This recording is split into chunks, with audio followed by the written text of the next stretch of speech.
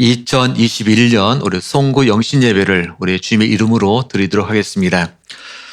그동안 우리 한 해를 또 이끄시고 또 새해를 맞이하도록 사랑을 이끌어 주신 그 하나님 은혜에 감사를 드립니다. 특별히 새해는 우리 모두 우리보다 앞서 행하시는 그 하나님을 더 찬양하는 또 복된 한 해가 되기를 원합니다. 그리고 1월 셋째 주일 우리 각그레 사무처에 아무 차질 없이 잘 진행될 수 있도록 여러분들 기도 부탁을 드립니다. 우리 시간에는 우리 찬송가 301장 지금까지 지내온 것 우리 부르시면서 주님께 찬양으로 영광을 올려드리겠습니다.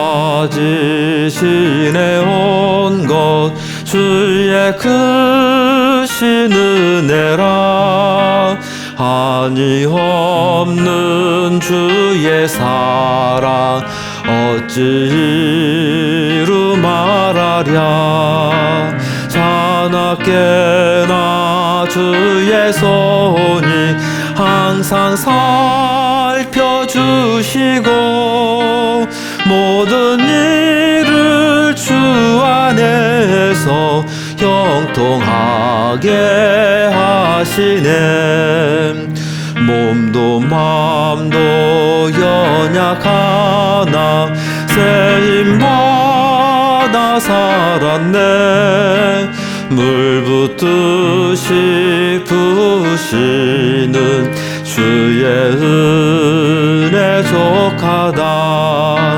사랑 없는 거리에나 험한 산길 헤맬 때 주의 손을 굳게 잡고 찬송하며 가리라 주님 다시 배울 날이 날로 다가와 무거운 짐 주께 맡겨 벗을 날도 멀잖네 나를 위해 예비하신 고향 집에 돌아가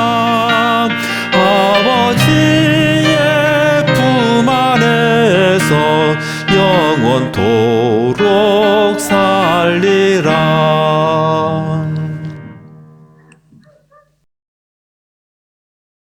지금까지 지낸 모든 것, 또 2021년 또 한 해를 지낸 모든 것, 다 주님의 크신 은혜라는 이 믿음의 고백을 우리 이 시간 송구 영신 예배를 맞이해서 사랑하는 주의 자녀들이 여호와 하나님 앞에 고백합니다. 나약하고 부족한 저희들이었지만 그래도 불구하고 주님이 사랑으로 저를 일찍이 택하시고 또 저희를 통해서 여호와 하나님이 그 놀라운 일들을 이루어 가시던 하나님 이 모든 것들이 오직 여호와 하나님의 은혜임을 우리 고백한 저희들의 모습 속에서 주님의 이름만이 드높여지기 원하고 또한 다가오는 새해 역시 주님과 더불어 놀란 일들을 함께 감당하는 귀한 하나님의 선한 청기가 되기를 원합니다. 그러나 주님 올 한 해도 얼마 남지 않은 이 시점에서 조용히 우리 자신들의 뒷모습을 바라봅니다. 너무 많은 것들, 주님 마음을 아프게 한 것들, 주님의 뜻대로 살지 못했던 것들, 입술로 두 표현을 했던 것들, 또한 서로에게 누군가에게 상처를 주었던 일들, 주님의 빛과 소금으로 살지 못했던 모든 것들, 이 모든 것들을 십자가 앞에 조용히 내려놓으며 여호와 하나님 앞에서 이 모든 것들을 이제는 다시 번복하지 아니하고 새해를 맞이하며 새로운 문으로 다시 출발하겠나라고 고백하는 주의 자녀들의 귀한 고백을 주님께서 들어주시고 특별히 모두에게 새해를 허락하시되 십자가의 그 놀라운 은혜를 인해서 영원한 그 하늘나라를 바라며 달려나갈 수 있는 신실한 저희들이 되어지기를 원합니다. 각 가정마다 평안케 하신 하나님, 또는 다가오는 새해 또한 주님이 주는 평안 가운데 모든 살아가는 가족들이 거하게 하시고 또한 온 가족들이 더욱더욱 주님께 가까이 나와 주님을 찬양하는 복된 입술이 될 수 있도록 우리 모두의 삶들을 축복하옵소서. 이 예배에 좀 특별히 기억하셔서 들은 이 속에서 주님 홀로 영광 받아주시고 우리 모두가 한 마음으로 주님 앞에 조용히 낮아지기를 원합니다. 감사함 예수 이름으로 기도하였습니다. 아멘. 하나님 말씀 우리 고린도전서 1장 우리 26절에서 29절 말씀을 우리 같이 보시겠습니다. 특별히 오늘은 새 번역으로 여러분 함께 같이 나누려고 합니다. 26절에서 29절 말씀입니다. 형제 자매 여러분, 여러분이 부르심을 받을 때 그 처지가 어떠하였는지 생각하여 보십시오. 육신의 기준으로 보아 지혜 있는 사람이 많지 않고 권력 있는 사람이 많지 않고 가문이 훌륭한 사람이 많지 않았습니다. 그런데 하나님께서는 지혜 있는 자들을 부끄럽게 하시려고 세상의 어리석은 것을 택하셨으며 강한 자들을 부끄럽게 하시려고 세상의 약한 것을 택하셨습니다. 하나님께서는 세상에서 비천한 것과 멸시받는 것을 택하셨으니 곧 잘났다고 하는 것들을 없애시려고 아무것도 아닌 것들을 택하셨습니다. 그것은 아무도 하나님 앞에서는 자랑하지 못하게 하시려는 것입니다. 아멘. 이 말씀을 가지고 여러분들에게 2021년도에도 약한 나를 하나님은 택하셨습니다. 라는 주제로 함께 말씀을 나누려고 합니다. 자, 매년 이맘때가 되면 생각나는 말씀이 하나 있습니다. 바로 지금 읽은 우리 고린도전서 1장의 말씀입니다. 누구나 인정하는 지혜로운 자도 아니고 그렇다고 세상 흔들 어떤 권력을 가진 것도 아닙니다. 또한 모든 사람이 탐할 만한 어떤 훌륭한 가문의 소유자도 아니었습니다. 그저 약하고 어린석은 자일 뿐이었습니다. 자, 그럼에도 불구하고 지난 1년을 가만히 돌이켜보면 이와 같은 우리를 택하여 주시고 우리와 함께 하신 그 은혜가 얼마나 감사한지 그저 감사하고 감사할 뿐입니다. 내세울 것 하나 없고 자랑할 것 하나 없는 우리들을 하나님 택하셨습니다. 그리고 하나님의 뜻들을 바로 이루어 가셨습니다. 누군가로부터 내가 택함을 받는다는 것, 이것처럼 우리를 때로는 흥분되게 하고 들뜨게 만드는 것은 없습니다. 제가 초등학교 저학년 때를 기억됩니다. 그때 선생님이 제시나 너 저기 칠판 좀 지워줄래? 라는 그 말 한마디로 인해서 제가 좋아서 어깨가 울줄되었던 기억이 있습니다. 자, 근데 하물며 하나님이 우리를 택하셔서 우리와 함께 하셔서 우리를 사용하신다는 것, 아마 이것처럼 더 값진 것은 있을 수가 없습니다. 이것은 어쩌면 우리 인간들이 받을 수 있는 그 축복 가운데 가장 놀라운 축복입니다. 하나님이 일꾼이 되어서 우리가 기회가 쓰임을 만나는 것, 그것은 신앙인으로서 또는 크리스찬으로서 가장 큰 축복입니다. 하나님은 많이 배운 지성인, 그리고 놀라운 재능, 달란트를 가진 사람, 또는 재력이 든든하고 사회적 영향력이 큰 사람만 택하시고 그들만 귀하게 쓰시지 않습니다. 오히려 바로 예수님의 바로 12 제자들, 그 12 제자들을 보면 그들은 다 우리 잘 아는 것처럼 어부였고 세리였고 배우지 못한 사람들이었고 가난한 사람들이었습니다. 한마디로 예수님으로부터 택하심을 받은 사람들, 바로 예수님으로부터 이렇게 부르심을 받은 사람들, 그들은 다 지혜자가 아니었고 능력자도 결코 아니었습니다. 또한 훌륭한 가문을 가진 사람도 역시 바로 아니었습니다. 어쩌면 바로 우리들과 바로 여러분들과 비슷한 그런 사람들이었습니다. 왜 이런 사람들을 주님은 사용하셨을까? 왜 주님은 이런 자를 쓰시는 것일까? 자, 이 물음에 대해서 성경은 분명하게 이야기합니다. 28절, 29절입니다. 곧 잘났다고 하는 것들을 없애시려고 아무것도 아닌 것들, 아무것도 아닌 것들을 택하셨습니다. 그것은 아무도 하나님 앞에서는 자랑하지 못하게 하시려는 것입니다. 잘난치 않은 이들을 없애시려고, 그리고 자랑을 못하게 하시려고 바로 누구를 택하시냐면 아무것도 아닌 것들, 바로 평범한 이들, 그런 이들을 주님은 택하셨다라고 말씀합니다. 자, 주님의 기준이 이러니까, 주님이 생각하는 그 관점이 이러니까 어쩌면 저희들이 바로 주님의 도구가 될 수 있는지도 모릅니다. 그래서 우리는 주님께 더 감사의 고백을 올려드리게 됩니다. 하지만 간혹 주님이 쓰시고자 하지만 우리 자신이 지니고 있는 어떤 낮은 자존감, 또 어떤 정신적인 그 연약함, 어떤 환경적인 그 연약함으로 인해서 내가 때로는 좌절합니다. 때로는 낙심합니다. 때로는 열등의식에 사로잡혀 있는 경우가 있습니다. 그러나 주님은 우리를 지니고 있는 이 약점, 바로 우리 갖고 있는 이 연약함 때문에 우리를 포기하신 것이 아니라 우리 약점, 우리 연약함을 가지고 있기에 바로 저와 여러분들을 주님은 택하셨습니다. 우리 모두는 어떤 무언가, 어떤 약점을 지니고 있는 존재입니다. 자신에게 어떤 연약한 부분이 없는 사람, 단 한 사람도 없습니다.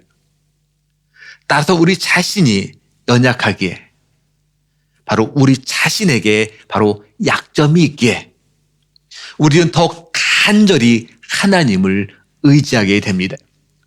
더욱 절박하게 하나님의 그 은혜와 도우심을 우리는 바로 사모합니다.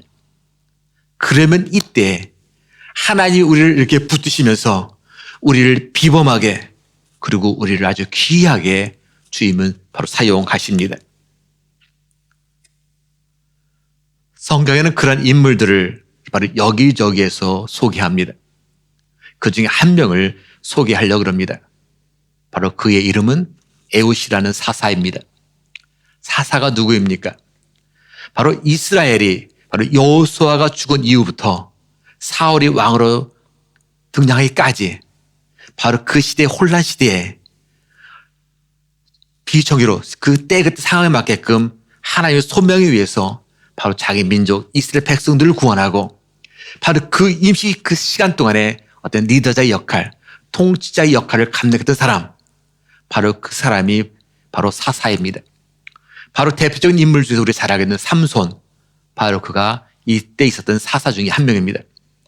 자, 이스라엘은 온니엘 밑에서 바로 40년간 아주 태평 세월을 보냈습니다. 그냥 모든 것들이 평안합니다. 아무나 걱정 근심이 없습니다. 자, 그러자 서서히 이스라엘 백성들의 그 뇌리 속에서는 하나님이 조금씩 잊혀져 가기 시작합니다. 하나님을 자꾸 망각합니다. 하나님께 바로 예배를 드리고 경배를 드리는 모든 것들을 잊어버리기 시작합니다. 그러면서 각종 어떤 죄악에 너무 자연스럽게 빠져 스며들곤 합니다.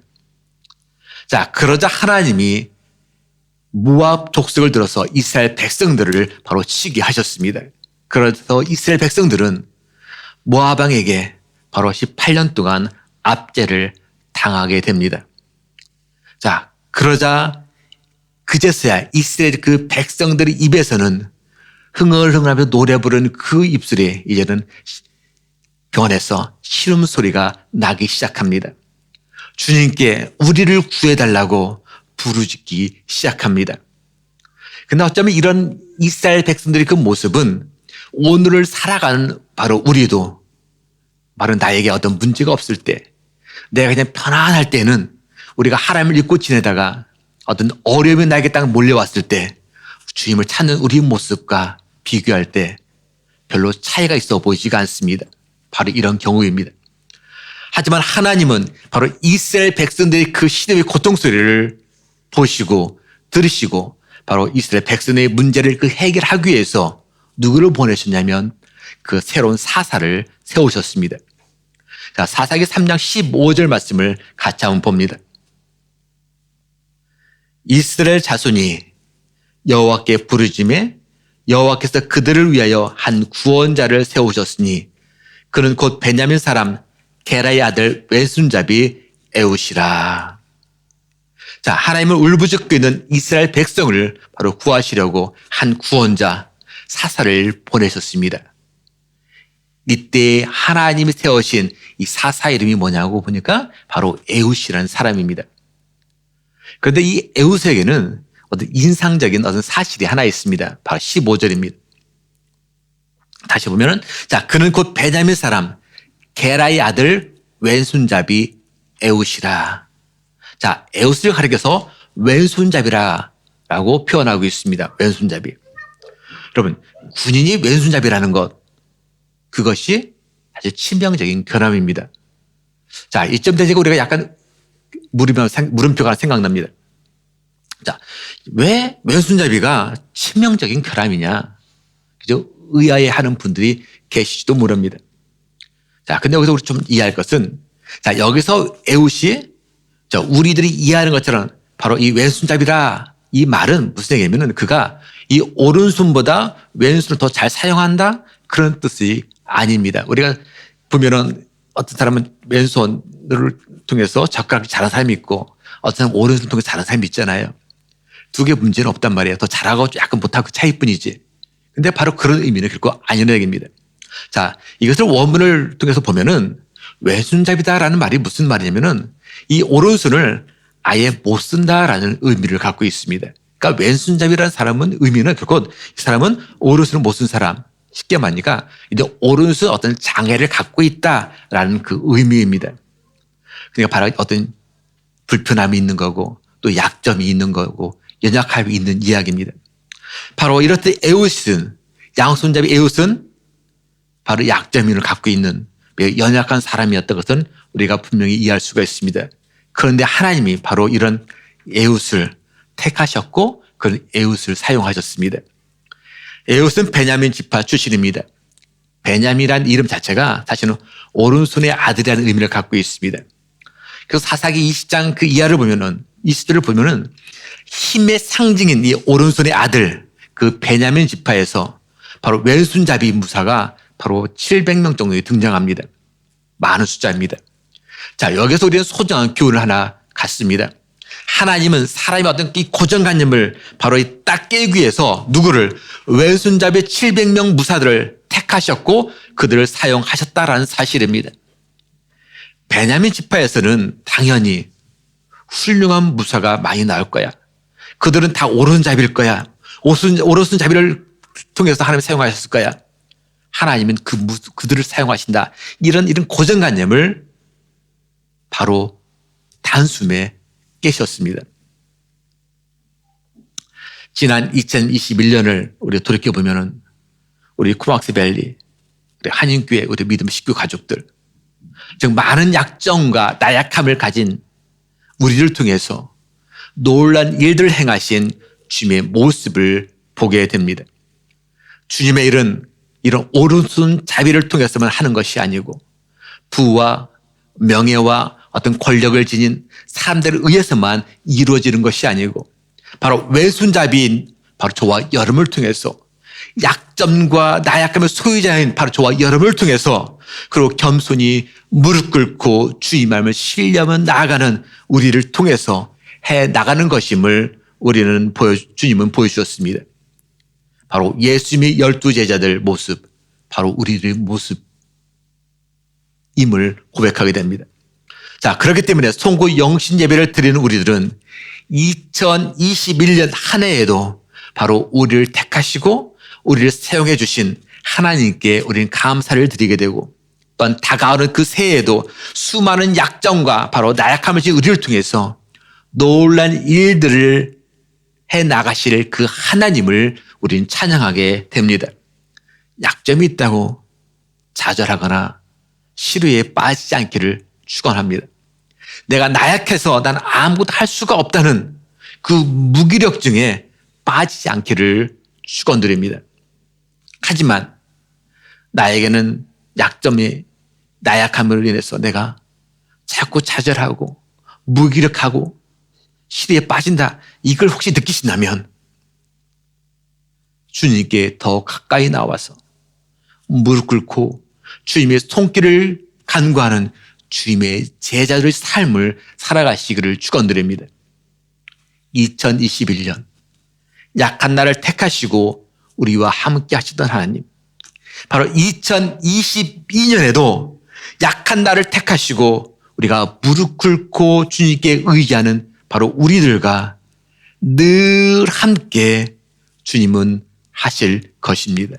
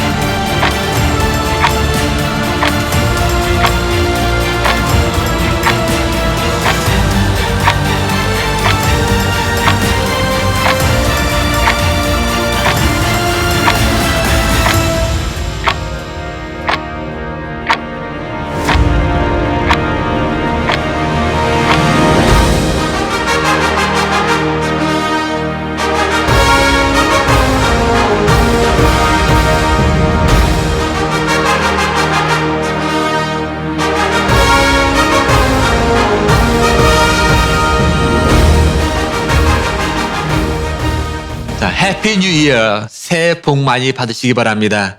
특별히 새해에는 주님이 주신 놀라운 축복의 주인공들이 바로 여러분이 되시기를 바랍니다. 우리 가족에서 예배들 함께 여러분들, 우리 가족들끼리 같이 새해 인사를 나누시고 우리 찬송가 시온의 영화를 비는 아침 같이 부르시겠습니다. 우리 가족분들과 함께 같이 새해 인사 우리 나누시겠습니다.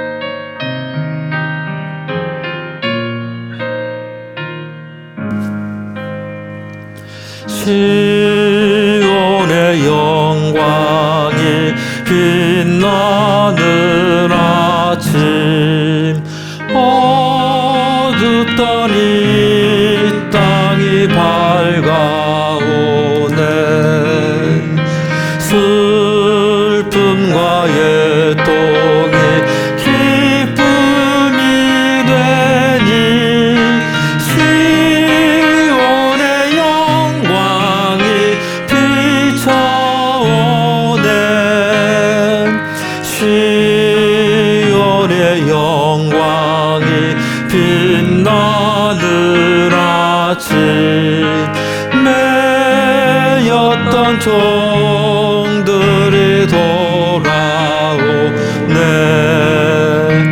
오래전 선지자 꿈꾸던 복을 만민이 다 같이 누리겠네. 보아라 광야에 화초가 피고 말랐던 시냇물 흘러오네.